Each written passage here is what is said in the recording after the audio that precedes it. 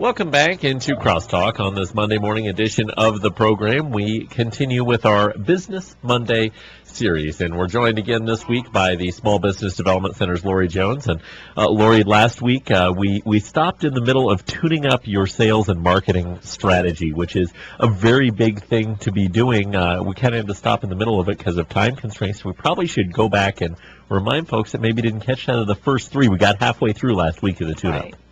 Right, thank you, and good morning. How you doing? I'm doing awesome. I'm ready to get myself tuned up and going once again. Thanks, great. So let's for those that just even if you did hear it, we'll briefly go through again the recap on tuning up your sales and marketing strategy and the three main points that you and I talked about last time.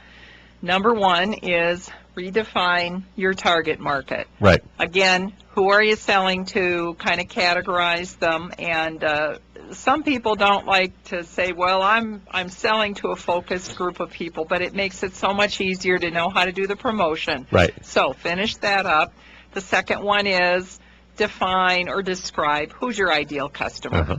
And again, this can be for a business that is a business that focuses in the retail area. It could be who's that person buying your products. It could be for a business that sells to other businesses, right. Or again, a service business. And again, nonprofits. This is a good thing. Everybody has to look at this. To? Yes. Yeah. And then the third thing is where or what is your niche compared to your competition? Absolutely. So those are the three things, and again, related to the niche, it's just simply put some of the key factors down that you think you compete on, whether it's price, product, reputation, how long you've been in the community, and compare yourself against the competitors. So that was quick. We could have done that in 2 minutes. We did do that in 2 minutes, exactly there. And so that's the first three steps. That's gotten us to the point of, okay, now you know what you're doing, what you have, and who you're trying to go for. Now we actually get to go for them, correct? Yes. That's step 4. And actually, step number 4 is what we're looking at now. The next thing that I encourage you to consider is, and realize too, you know, I did this in the businesses I was involved with and with all the clients that I work with. These are the kind of the order we go in. Figure out again your marketing mix. And your marketing mix again is your product, your price, your place, right, and your promotion. And we're going to come to the promotion in a minute. So you're just refining that. And I want to just touch on 2 key things as part of this marketing mix. The first one is your product or your service. Okay. Where do you position yourself? Are you high in terms of if it's a retail business? Is this luxury price goods? Is this kind of, again, your target market and your product costs and your quality is going to be high? Or are you going to service a different end of the market? If you're doing a business service, again, where do you position yourself in? Are you selling to people that are going to pay more money for your service? If so, again, how do you compare against the competitors? But again, to qualify those attributes, where do you position your price? And where do you position or have your strategy for your product? And that's just key before you do the promotional side. It is very key, and I would like to, as a business owner, point out here as well that for most business owners, you hear this, you can either be high or low, but many people fall in between. Right. And with Big Time, Small Time Media and our DVDs, you and I sat down and did this very discussion. Right. Of, okay, what do other people sell their DVDs for? Right. What can you get just a regular DVD for? And we ended up falling somewhere in between with the price structure that we use for those. And this, you're not going to be on the low end or the high end. You're probably in the middle. You're going to be in the middle. 90% of businesses are going to fall in that middle. That's right. So again, just describing the range. But while you're in the middle, the important concept to think about is, are you providing the service that your customers require? Yes. Are you providing the product that your customers are looking for? Yes. Because sometimes we fall into that bad habit of, well, this is what I'm good at doing, or this is what I like to sell, but maybe nobody wants to buy it. Right. So it doesn't matter how well your promotional strategy works if you don't have that marketing mix figured out. Absolutely. And Okay. this is why it's important as well within the marketing mix to understand your competition, because as you're setting your price points, you have to understand, and we've talked about this on the show Yep. before, where your competition is. Right. And you have to understand your strengths and weaknesses as well. We're tuning up the sales and marketing strategy with Laurie Jones. 6 total steps. for Right. this. So number five sounds simple, but it might take some time.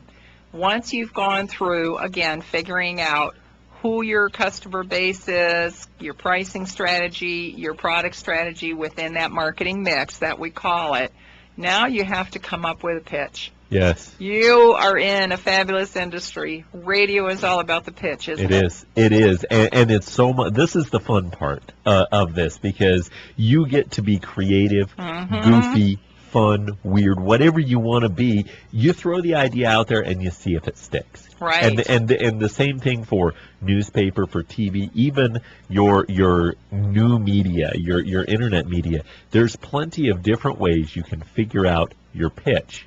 Within this, radio, of course, is what I specialize in. But Right. we're focusing across the board, and this is the fun part of this. So, again, figuring out your pitch.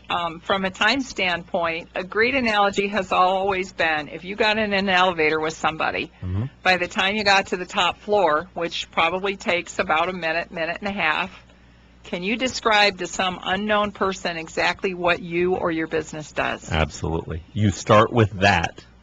And you get the important details in there, and you're not going to get your elevator pitch right the first time. Absolutely not. Because and my recommendation with this, and when I talk with folks in helping them advertise here on the radio station, I like to say, okay, what do you want to include in your ad? And then I ask 2 or 3 days later, what do you think needs to be included? Because it's going to be different from time to time, and you have to try and track what is important as a whole for the business. Right.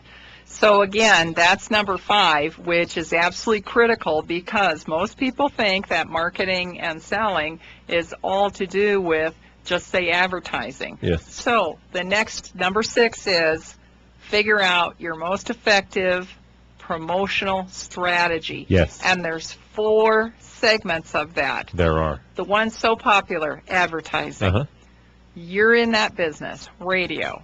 Radio is a great medium for many businesses, for services, for products. Especially, it's great because when you have local radio advertising, it puts a real face on that company. Yes, it does. So again, the advertising side can include it's going to be the mass media. It's going to be the television. It's going to be the print media. It's going to be, again, the radio.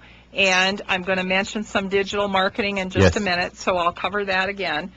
Personal selling.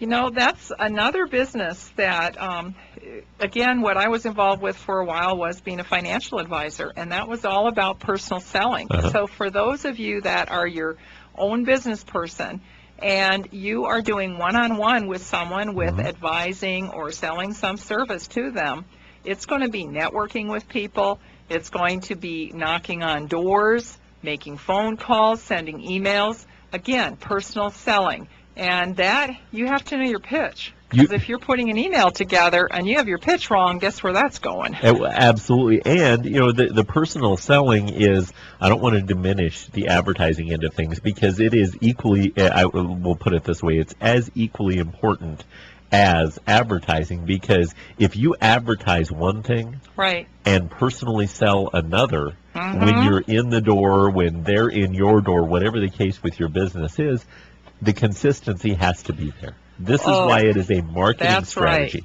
Right. And what a great point, thank you, because again, it's consistency and it's having one medium saying the same message as the other medium. Yes. And again, on, say, advertising, the great thing is you can help people.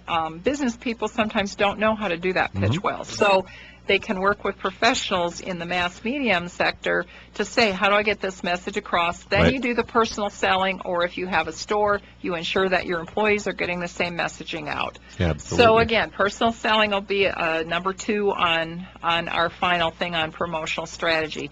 The next one's going to be publicity and doing public relations. Uh-huh. Now, we're mostly all in small towns. That's Yes. in the listening audience here. But it doesn't mean that you cannot put out your own press release. Uh-huh. A new product, a new person coming to work for you. We see large companies do it. Why can't we as small companies do it? Absolutely. It's important to have that and to tout your charitable donations as well as something that's very big, is to be able to say, hey, whether it makes it in there or not, you send out the release that says, hey, we donated $100 or $1,000 or $10,000, Right. depending on how big Right. your business is, to this cause. We did this because of this. Just something simple that creates that awareness. And to finish up on the publicity point, what's real important is existing businesses and existing organizations, let us know you're still out there. Absolutely. Just put something important together. It may be an anniversary. It may be some milestone that the business did, as you mentioned on the nonprofit, some goal that was reached. Uh-huh. People love to read it. That can go on websites, that can go on your Facebook page, that can go to the mass media. And then the last piece of this is looking at the sales promotion itself. This is probably more for retail. Coupons, discounts, Yes. refunds, contests. These are fabulous tools to, again, don't cost a lot of money and can help you out. And no question about it. You've got to have this plan put together.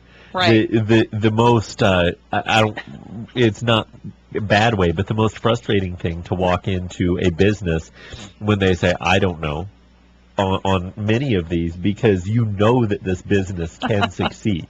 It's not just frustrating because it's more work to try and help put the advertising together, because that's what we're here for in the advertising business. Right. But it's frustrating because every business should have their strategy in their head, because I don't know what said business wants. I don't work there. I don't know what their goals are. Only the people that are within the business can truly put this marketing strategy, can truly tune up the strategy to the best of its ability. And I will put a plug in for the small business development centers throughout all of the SBDC network in Colorado.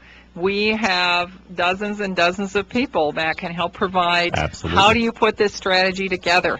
Again, do it on your own, that's great, but if you need some help and need to put it together, it's good to talk to us. And we are emphasizing right now, use a combination of tried and true mass media marketing and advertising, and look at the new tools out there, digital marketing, Facebook, LinkedIn, I've even heard Foursquare in the big cities is being popular now with a coupon strategy. Absolutely. And then we're looking at Twitter. And so again, using all these different digital tools that are out there in addition to the website and the traditional mass media, knowing what your message is to get out is going to make you really successful. It definitely is. Now, Laurie, folks have listened for the last couple weeks on this and gone, oh my goodness, there's no way I can do that by myself. I need to talk to somebody about this. The best thing is the SBDC is free.